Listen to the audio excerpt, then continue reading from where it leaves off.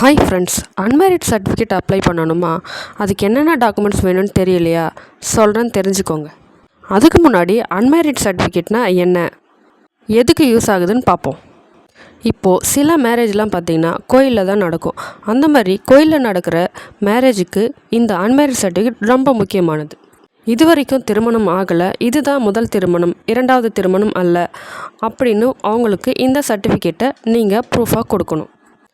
கோயில் நிர்வாகம் அவங்க சைடில் எந்த ஒரு திருமணமும் தவறாக நடத்திடக்கூடாது, அதாவது செகண்ட் மேரேஜ் அந்த மாதிரி பண்ணிடக்கூடாது அப்படின்றதுக்காக தான் இந்த ப்ரூஃப் அவங்க கேட்பாங்க.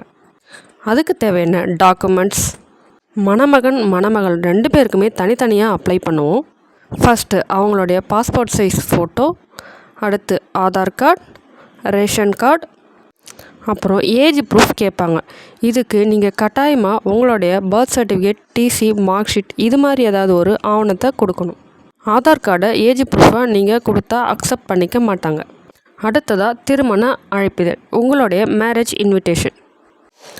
அவ்வளோதான் ஃப்ரெண்ட்ஸ். இந்த டாக்குமெண்ட்ஸை வச்சு நீங்கள் அன்மேரிட் சர்டிஃபிகேட்டுக்கு அப்ளை பண்ணிக்கலாம். உங்கள் ஏரியாவோட விஓஓ இதை வெரிஃபை பண்ணிவிட்டு ஃபஸ்ட் மேரேஜ் இருந்தால் சர்டிஃபிகேட் அப்ரூவ் கொடுத்துருவாங்க. இந்த வீடியோ உங்களுக்கு யூஸ்ஃபுல்லாக இருந்தால் உங்கள் ஃப்ரெண்ட்ஸ் அண்ட் ஃபேமிலிக்கு ஷேர் பண்ணுங்கள். நம்ம சேனலை சப்ஸ்கிரைப் பண்ணுங்கள். Thank you friends.